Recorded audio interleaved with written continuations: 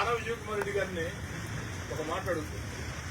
ఆన విజయ్ కుమార్ రెడ్డి గారు ఇటీవల కాకాడి గోవర్ధన్ రెడ్డి గారు నెల్లూరు జిల్లా జైలులో ఉంటే జగన్ గారు విచారింపుకు వచ్చారు.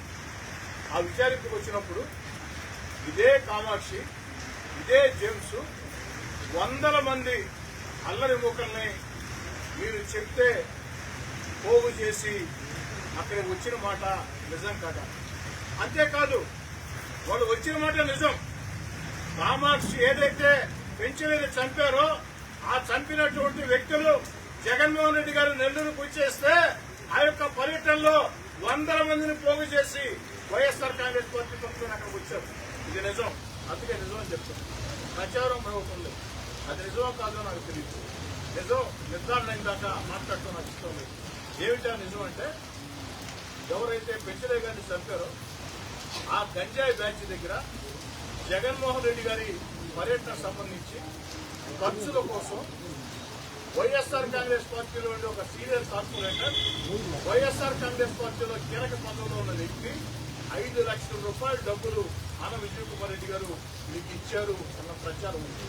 ఈ ప్రచారం నిజమని నేను నిర్ధారించాను. ఎటు పోలీసులు విచారణ చేస్తారు.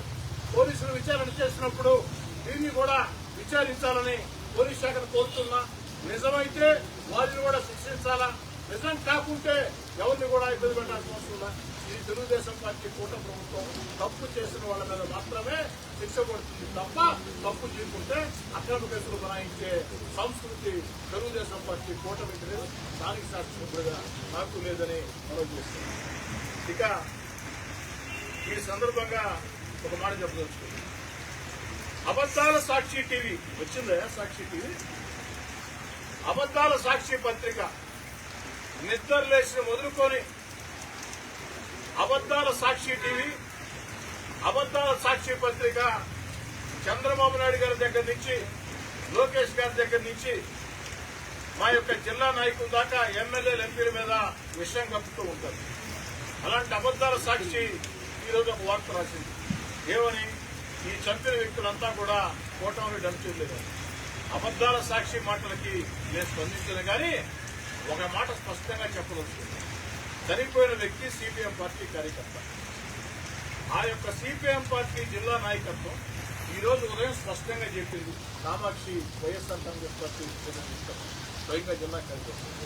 సిపిఎం పార్టీ నాయకులు అయ్యా కాదు కోటంరెడ్డి శ్రీధర్ రెడ్డికి లేదా రూరల్ ఎమ్మెల్యే కార్యాలయానికి శ్రీధర్ రెడ్డి తమ్ముడు గిరిధర్ రెడ్డికి, డివిజన్ కార్పొరేటర్ అరవ శ్రీనివాసులకి, వీరెవరికైనా సరే ఆ యొక్క హత్యతో ప్రత్యక్షంగా గాని పరోక్షంగా గాని సంబంధం ఉందని జిల్లా సిపిఎం పార్టీ నాయకత్వం ఒక్క మాట చెప్తే సిపిఎం పార్టీ ఏ నిర్ణయం తీసుకుంటే ఆ నిర్ణయానికి కట్టుబడి ఉంటామని చెప్పి మీ అందరి చప్పట్ల మధ్య స్పష్టంగా ఎంత ఆశ్చర్యం అంటే, మహేష్ గారు గంజాయికి వ్యతిరేకంగా అక్కడ 3 పార్టీలు ఉన్నాయి. ఆర్జేడీ కాదు, తెలుగుదేశం పార్టీ ఉంది, సిపిఎం పార్టీ ఉంది, వైఎస్ఆర్ కాంగ్రెస్ పార్టీ. ఈ వైఎస్ఆర్ కాంగ్రెస్ పార్టీ ఎవరంటే ఈ యొక్క హత్య చేసినటువంటి కామాక్షి, వారి సోదరుడు జేమ్స్, ఇలాంటి వ్యక్తులు.